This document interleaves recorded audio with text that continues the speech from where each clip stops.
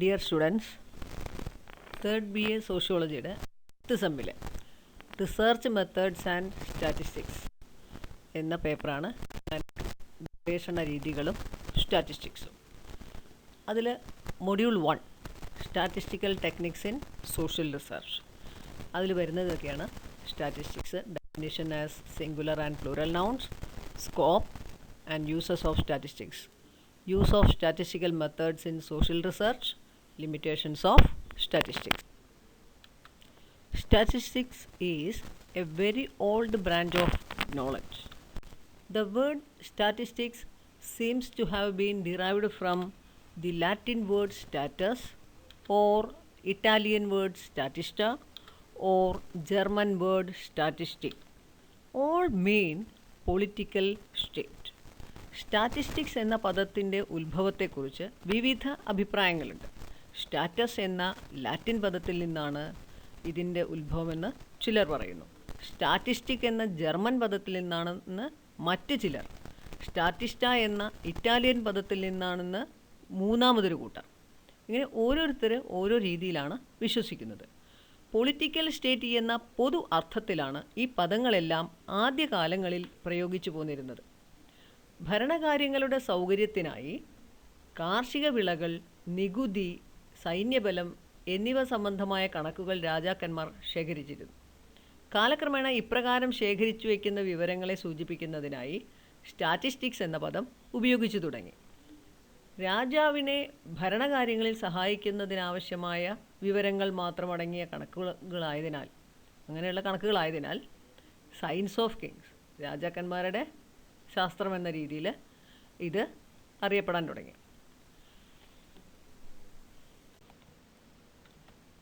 Definition of statistics as a singular noun or as a method. According to Seligman, statistics is the science which deals with the method of collecting, classifying, comparing and interpreting numerical data collected to throw some light on any sphere of inquiry. Statistics is the science which deals with the method of collecting, classifying, comparing and interpreting numerical data collected to throw some light on any sphere of inquiry. അന്വേഷണത്തിൻ്റെ അഥവാ ഗവേഷണത്തിൻ്റെ വിവിധ മേഖലകളിലേക്ക് വെളിച്ചം വീശുന്ന തരത്തിൽ സംഖ്യാരൂപത്തിലുള്ള ദത്തങ്ങളുടെ ശേഖരണം, വർഗീകരണം, താരതമ്യം, അവതരണം, വിശകലനം, വ്യാഖ്യാനം എന്നിവയുമായി ബന്ധപ്പെട്ട ശാസ്ത്രമാണ് സംഖ്യുകം. സംഖ്യുകം എന്ന് പറഞ്ഞാൽ സ്റ്റാറ്റിസ്റ്റിക്സ്. അപ്പോൾ സ്റ്റാറ്റിസ്റ്റിക്സ് എന്ന് പറയുന്നത് അന്വേഷണത്തിൻ്റെ അല്ലെങ്കിൽ ഗവേഷണത്തിൻ്റെ വിവിധ മേഖലകളിലേക്ക് വെളിച്ചം വീശുന്ന തരത്തിൽ സംഖ്യാരൂപത്തിലുള്ള ദത്തങ്ങളുടെ ശേഖരണം, വർഗീകരണം, താരതമ്യം, അവതരണം, വിശകലനം, വ്യാഖ്യാനം എന്നിവയുമായി ബന്ധപ്പെട്ട ശാസ്ത്രമാണ് സംഖ്യുകം. അപ്പോൾ ഒരു ഗവേഷണം നടത്തുക അല്ലെങ്കിൽ ഒരു അന്വേഷണം നടത്തുമ്പോൾ ആദ്യം നമ്മൾ ചെയ്യുന്നത് ദത്തങ്ങളുടെ ശേഖരണമാണ്. അതായത് നമുക്ക് ആ ഒരു ഗവേഷണം നടത്തുന്നതിന് വേണ്ടി ഒരുപാട് കാര്യങ്ങൾ ആവശ്യമുണ്ട്. നമുക്ക് ആവശ്യമായ ഡാറ്റകളുടെ കളക്ഷൻ ഓഫ് ഡാറ്റ, അതാണ് നമ്മൾ ആദ്യം നടത്തുന്നത്. പിന്നെ അതിനെ ക്ലാസിഫൈ ചെയ്യും, അതിനെ കമ്പയർ ചെയ്യണം, അത് പ്രസൻറ്റ് ചെയ്യണം, പിന്നെ അതുപോലെ അനലൈസ് ചെയ്യണം, ഇൻ്റർപ്രറ്റ് ചെയ്യണം, അങ്ങനെ കുറേ കാര്യങ്ങൾ സാംഖ്യകത്തിൽ വരുന്നുണ്ട്. അപ്പോൾ ഇതിന് എല്ലാം കൂടി ചേർത്തിട്ടാണ് സാംഖ്യകം എന്ന് പറയുന്നത്. ഇതാണ് ഏകവചന അർത്ഥത്തിലുള്ള നിർവചനം.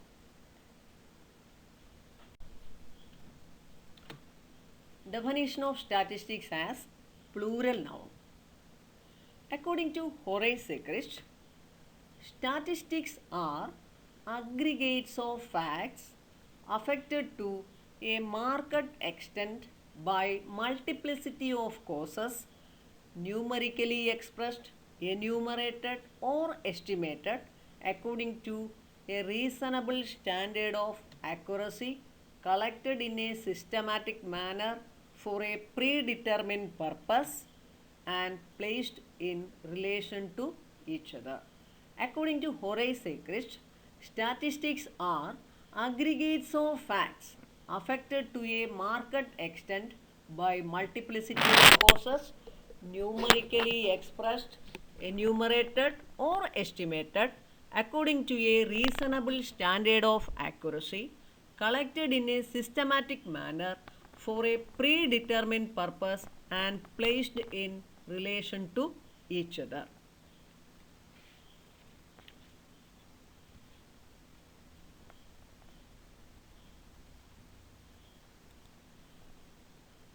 ബഹുവചന അർത്ഥത്തിൽ സാംഖ്യികത്തെ പലരും നിർവചിച്ചിട്ടുണ്ട്.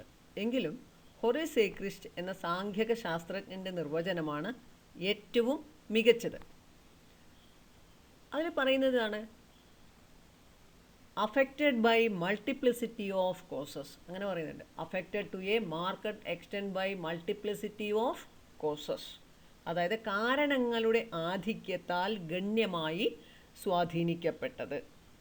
ഒരു പ്രത്യേക പ്രതിഭാസത്തിന്മേൽ അനേകം കാരണങ്ങളുടെ സ്വാധീനമുണ്ടെങ്കിൽ മാത്രമേ അത് സാംഖ്യികമായി പഠനവിധേയമാക്കാൻ സാധിക്കുകയുള്ളൂ. ഇപ്രകാരം സ്വാധീനം ചെലുത്തുന്ന അനേക കാരണങ്ങളിൽ ചിലത് മാത്രം പഠനവിധേയമാക്കാനുള്ള ശ്രമവും സാധ്യമല്ല.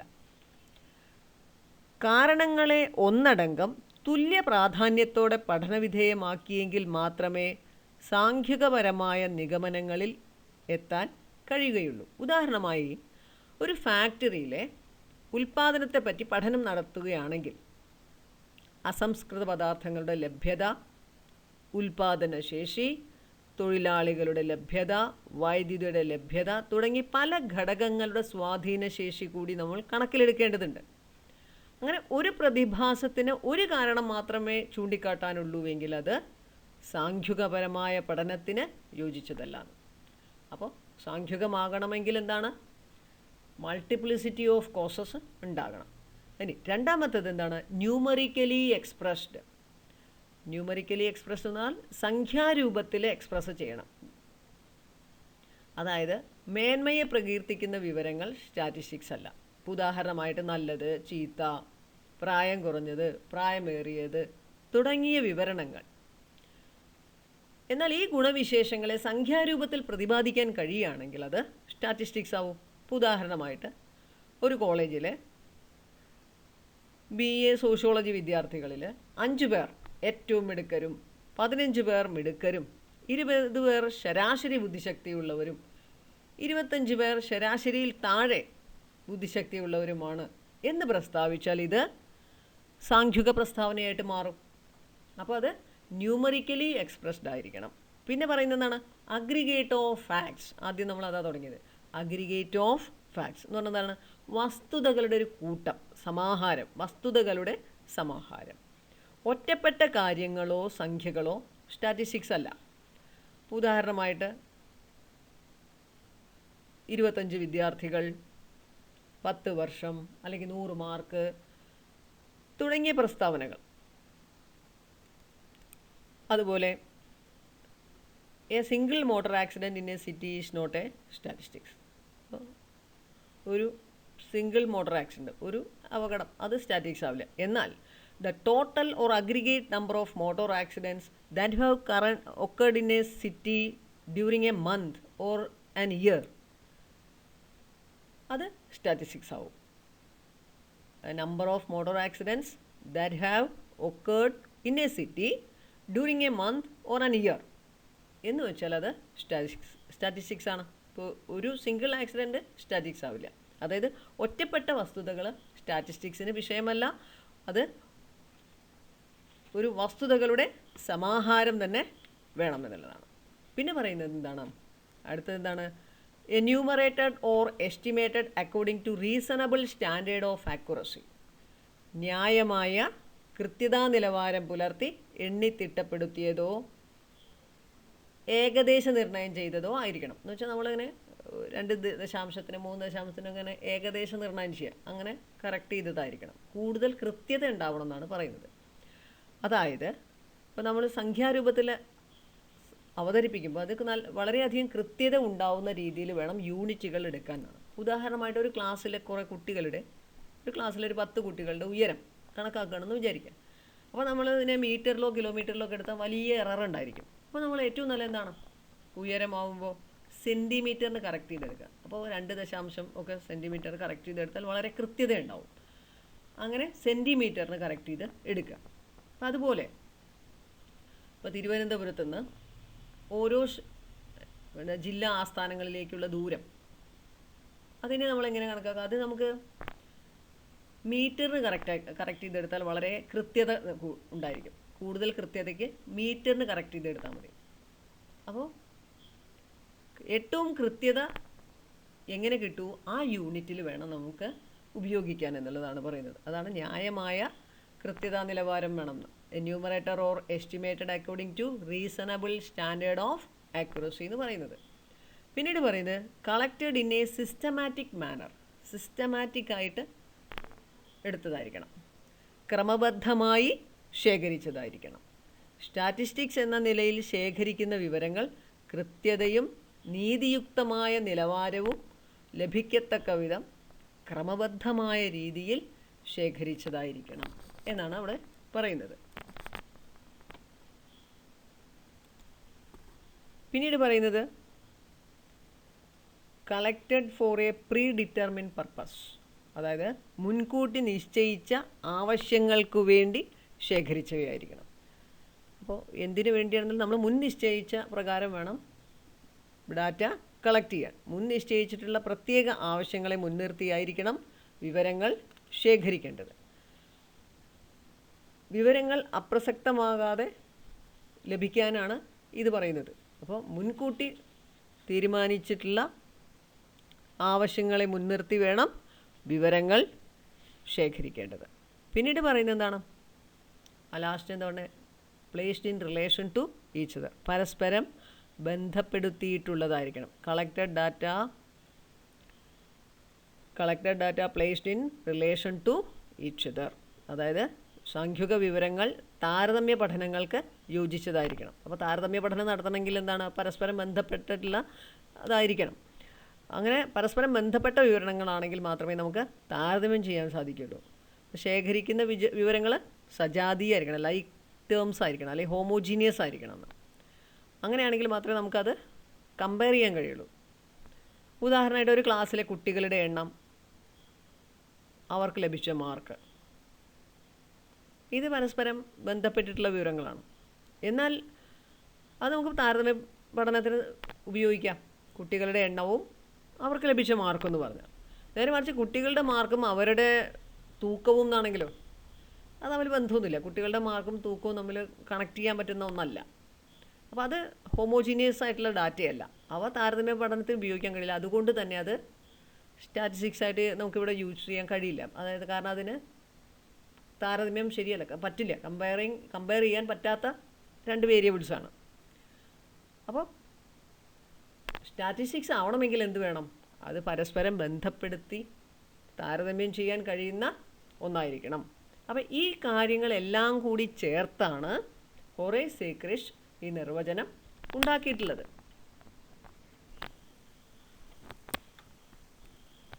ബഹുവചന അർത്ഥത്തിൽ സാംഖ്യകത്തെ പലരും നിർവചിച്ചിട്ടുണ്ടെങ്കിലും ഹൊറേസ് സേക്രിഷ് എന്ന സാംഖ്യക ശാസ്ത്രജ്ഞൻ്റെ നിർവചനമാണ് ഏറ്റവും മികവുറ്റത്. അത് ഇപ്രകാരമാണ്: കാരണങ്ങളുടെ ആധിക്യത്തിന് ഗണ്യമായ സ്വാധീനമുള്ളതും സംഖ്യാരൂപത്തിൽ പ്രസ്താവിച്ചിട്ടുള്ളതും ന്യായമായ കൃത്യതാ നിലവാരമനുസരിച്ച് എണ്ണിത്തിട്ടപ്പെടുത്തിയിട്ടുള്ളതും ക്രമാനുഗതമായി നിർദ്ദിഷ്ട ലക്ഷ്യത്തിനു വേണ്ടി ശേഖരിച്ചിട്ടുള്ളതും അന്യോന്യം ബന്ധപ്പെടുത്തിയിട്ടുള്ളതുമായ വസ്തുതകളുടെ സമാഹാരത്തെ സാംഖ്യകം അഥവാ സ്റ്റാറ്റിസ്റ്റിക്സ് എന്ന് പറയുന്നു. കാരണങ്ങളുടെ ആധിക്യത്തിന് ഗണ്യമായ സ്വാധീനമുള്ളതും സംഖ്യാരൂപത്തിൽ പ്രസ്താവിച്ചിട്ടുള്ളതും ന്യായമായ കൃത്യതാ നിലവാരമനുസരിച്ച് എണ്ണിത്തിട്ടപ്പെടുത്തിയിട്ടുള്ളതും ക്രമാനുഗതമായി നിർദ്ദിഷ്ട ലക്ഷ്യത്തിനു വേണ്ടി ശേഖരിച്ചിട്ടുള്ളതും അന്യോന്യം ബന്ധപ്പെടുത്തിയിട്ടുള്ളതുമായ വസ്തുതകളുടെ സമാഹാരത്തെ സാംഖ്യകം അഥവാ സ്റ്റാറ്റിസ്റ്റിക്സ് എന്ന് പറയുന്നു.